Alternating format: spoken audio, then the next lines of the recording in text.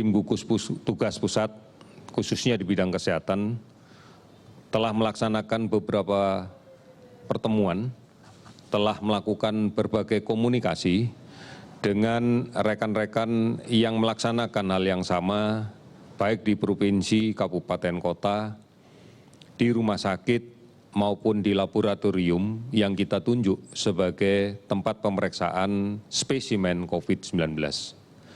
Ada beberapa hal yang kita diskusikan di dalam kaitan ini. Yang pertama adalah terkait dengan diskusi aspek epidemiologi. Kita sudah melakukan kajian yang cukup panjang terkait dengan data, bahwa secara garis besar, dan ini masih akan kita tindak lanjuti lebih detail lagi, beberapa provinsi di tanah air ini telah menunjukkan gambaran yang bagus, tidak ada lagi secara signifikan penambahan kasus, kemudian tidak ada lagi perluasan wilayah yang terdampak, dan tidak ada lagi penularan lokal yang tidak terkendali. Artinya pada daerah-daerah ini, dalam tanda petik kita katakan sudah mulai terkendali dan sudah boleh mulai kita sarankan untuk dilakukan relaksasi pada beberapa peraturan tanpa meninggalkan aspek protokol kesehatan untuk tetap menjamin agar aman dari COVID-19. Kajian ini tentunya masih awal dan nantinya akan secara komprehensif kami laporkan ke gugus tugas pusat untuk kemudian dikaji secara bersama-sama. Sehingga keputusan pemerintah adalah keputusan yang terbaik, yang tidak kemudian ditujukan justru untuk malah memperbanyak kasus yang kita temukan. Oleh karena itu, inilah yang kemudian kita harus rumuskan dalam protokol-protokol kesehatan di berbagai aspek dalam kehidupan masyarakat. Tentunya akan secara bertahap kita lakukan kajian terus-menerus untuk relaksasinya. Saudara-saudara, sudah barang tentu bahwa kita harus tetap menuju ke masyarakat yang produktif. Ini menjadi kunci, namun aman dari COVID-19. Beberapa hal kita diskusikan terkait dengan bagaimana physical distancing, menjaga jarak, mengatur jarak sebagai bagian dari normal yang baru tetap kita terapkan. Kita pastikan bahwa siapapun yang kemudian berada di fasilitas umum, misalnya di pusat pertokoan, di supermarket, atau mungkin berada di mal, adalah orang-orang yang kita yakini secara selektif bisa kita lihat dia adalah orang yang sehat. Tentunya salah satu indikator yang harus kita lakukan adalah mengukur suhu tubuh. Oleh karena itu tadi cukup panjang kami mendiskusikan apakah harus kita lakukan pengukuran hanya di pintu gerbang atau selama berada di dalam kita pantau dengan menggunakan peralatan yang memungkinkan secara teknologi memantau indikasi orang yang bersuhu tubuh tinggi. Ini masih menjadi beberapa alternatif yang harus kita cari solusinya. Demikian juga di kawasan industri misalnya. Bagaimana kemudian mengatur jarak dan tetap mempertahankan mereka sehat. Apakah kemudian kita akan melakukan secara selektif pada industri yang memang diizinkan untuk mempekerjakan orang-orang yang kita yakini kondisi tubuhnya, daya tahan tubuhnya cukup bagus. Misalnya pada kelompok yang di bawah usia 45 tahun. Hari demi hari tentunya kita akan melakukan monitoring dan kita evaluasi. Sehingga progresnya nanti akan bisa kita nilai apakah langkah yang kita ambil sudah tepat, ataukah harus kita ketatkan lagi. Ini yang tadi beberapa kali kita diskusikan.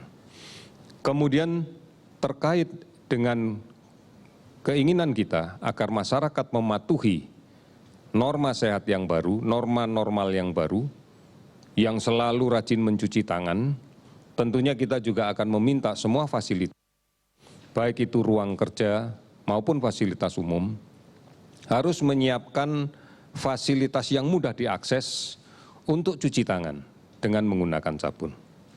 Ini menjadi sesuatu yang penting karena kita harus memfasilitasi ini. Oleh karena itu, saudara-saudara sekalian, kita pun juga akan berpikir tentang bagaimana transportasi umum dan seterusnya. Parameter-parameter ini tentunya tidak akan sama untuk tiap-tiap provinsi, tiap-tiap kabupaten. Oleh karena itu, kajian data yang komprehensif dari masing-masing kabupaten sampai dengan tingkat provinsi pasti akan dibutuhkan. Inilah yang nantinya akan menjadi monitoring kita yang terus-menerus kita lakukan, karena inilah data-data objektif yang akan kita gunakan dalam melakukan pengendalian.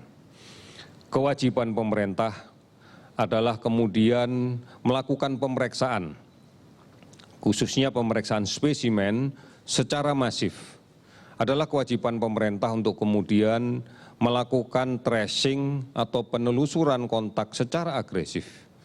Dan kewajiban pemerintah juga untuk kemudian menyiapkan dan melaksanakan isolasi yang ketat terhadap kasus-kasus positif yang berpotensi menjadi sumber penularan bagi masyarakat luas. Oleh karena itu, ini yang harus kita perkuat di seluruh kabupaten kota. Sudah barang tentu intensitasnya akan berbeda dari masing-masing kabupaten kota, karena ini tergantung dari status gambaran epidemiologinya saat ini. Kita tidak bisa mengeneralisasikan bahwa seluruhnya melaksanakan hal yang sama, padahal permasalahannya berbeda. Ini yang kita minta juga semuanya bisa memaklumi dan bisa memahaminya. Namun tujuan kita tetap sama, bahwa seluruhnya harus produktif, kembali produktif. Namun dengan prasyarat mutlak, yaitu aman dari COVID-19.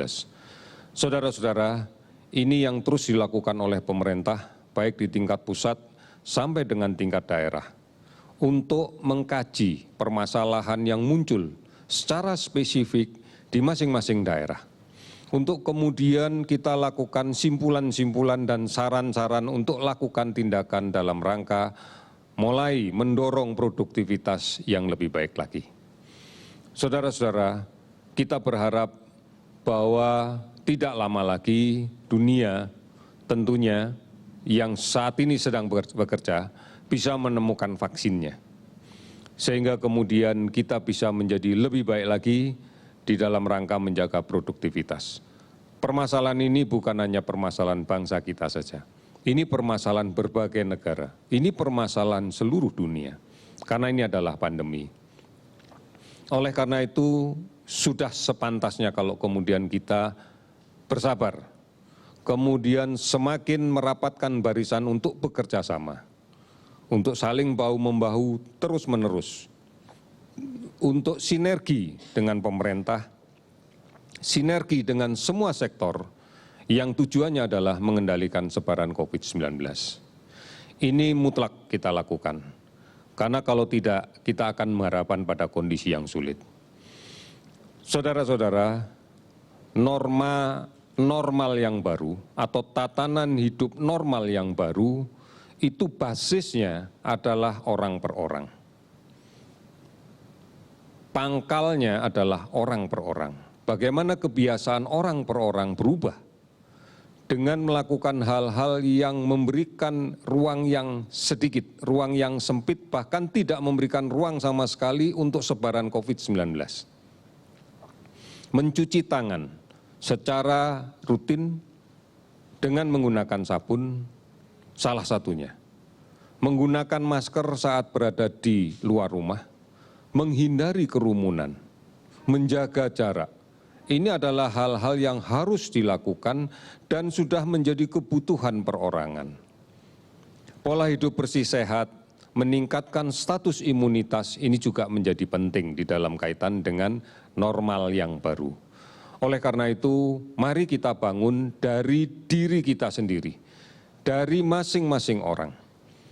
Basisnya adalah keluarga. Oleh karena itu kami berharap bahwa peran kepala keluarga akan menjadi penentu keberhasilan untuk kita songsong kembali normal yang baru ini. Apabila ini bisa kita lakukan bersama, kita yakini bahwa ke depan kita akan menjadi lebih baik lagi. Saudara-saudara, berikutnya kami akan sampaikan update data pada hari ini spesimen yang telah kita periksa sebanyak 14.313, sehingga total keseluruhan spesimen yang kita periksa sampai dengan saat ini adalah 278.411 spesimen. Dari hasil pemeriksaan ini, hasil yang kita dapatkan adalah konfirmasi kasus positif COVID-19 sebanyak 686 orang, sehingga totalnya menjadi 23.851 orang. Kasus sembuh 150 orang, sehingga total menjadi 6.057 orang. Kasus meninggal 55 orang, sehingga menjadi 1.473 orang. Telah 410 kabupaten kota yang terdampak dari COVID-19 ini dari 34 provinsi yang ada. Kami masih melakukan pemantauan di seluruh rumah sakit di seluruh Indonesia terhadap orang dengan pemantauan sebanyak 49.942 orang. Pasien dalam pengawasan yang saat ini sedang diawasi dengan ketat sebanyak 12.667 orang. Saudara-saudara, dari keseluruhan laboratorium yang ada, hampir seluruhnya telah melaksanakan pemeriksaan dan memberikan pelaporan. Beberapa laboratorium masih berproses dan belum memberikan pelaporan karena secara spesifik kita masih belum mendapatkan datanya. Meskipun mereka melakukan pemeriksaan, namun pelaporannya belum sampai di tempat kita. Kami sudah menghubungi satu persatu. Hari ini ada 21 laboratorium yang masih berproses untuk memberikan laporan ke kita. Ini yang kita harapkan bahwa di dalam kaitan dengan pemeriksaan yang masif, ini akan menjadi penting. Karena hasil pemeriksaan yang masif nanti akan berujung pada tracing yang agresif. Dan tracing yang agresif ini nanti akan berujung juga pada isolasi yang ketat. Inilah cara untuk kemudian mengurangi sumber penularan di masyarakat. Oleh karena itu, saudara-saudara sekalian, sepanjang ini masih belum kita bisa lakukan secara keseluruhan, maka kita harus meyakini bahwa di sekitar kita masih sangat mungkin terdapat orang yang terinfeksi virus ini namun tanpa gejala, atau kita kenal dengan OTG. Oleh karena itu, kita harus tetap melindungi diri kita sendiri. Gunakan masker apabila keluar rumah. Dan kemudian pertimbangkan kalau memang tidak diperlukan untuk keluar rumah, tidak usah keluar rumah. Hindari kerumunan, karena kita harus selalu menjaga jarak, kontak secara fisik dengan orang lain. Karena kita tidak tahu. Kemudian biasakan mencuci tangan dengan menggunakan sabun dan air yang mengalir. Kita bukan berarti menyerah di rumah. Kita bisa produktif di rumah. Banyak hal yang bisa kita kerjakan di rumah bersama keluarga kita. Oleh karena itu, inilah yang menjadi pertimbangan penting apabila kita harus bepergian. Apakah perlu? Apakah tidak perlu? Ini menjadi suatu yang penting. Saudara-saudara kami berterima kasih atas kerjasama yang selama ini telah dilaksanakan. Oleh karena itu, mari kinerja yang sudah menuju ke arah yang benar ini kita tetap pertahankan. Kita harus bisa menjaga satu daerah yang memang sudah terkendali, tetap terkendali. Oleh karena itu, jangan sampai kemudian apa yang sudah kita capai selama ini menjadi berubah, karena kemudian muncul kasus-kasus baru, muncul hal-hal yang tidak bisa kita kendalikan secara bersama-sama. Ini yang kami harapkan. Sehingga kita tetap bisa berjalan pada track yang sudah kita rencanakan, yang sudah kita prediksikan, dan kemudian kita bisa meresponnya dengan lebih baik lagi. Saudara-saudara, ikuti terus informasi tentang COVID-19 ini. Banyak kanal berita yang telah disiapkan oleh pemerintah, dan ini kami minta dijadikan pedoman, dijadikan pegangan, agar kita kemudian tidak mudah mempercayai berita-berita yang belum tentu bisa dipertanggungjawabkan kebenarannya. Oleh karena itu, ini kekuatan mendasar kita, kebersamaan kita, tanggung jawab kita, kepedulian kita, dan memerankan diri kita untuk bersama-sama melindungi diri sendiri, melindungi keluarga kita, dan melindungi orang lain. perjalanan kita sudah pada jalan yang benar. Oleh karena itu, mari kita pertahankan kembali dan kita yakini kita bisa melakukan ini. Kita yakin kita bisa. Terima kasih, selamat sore.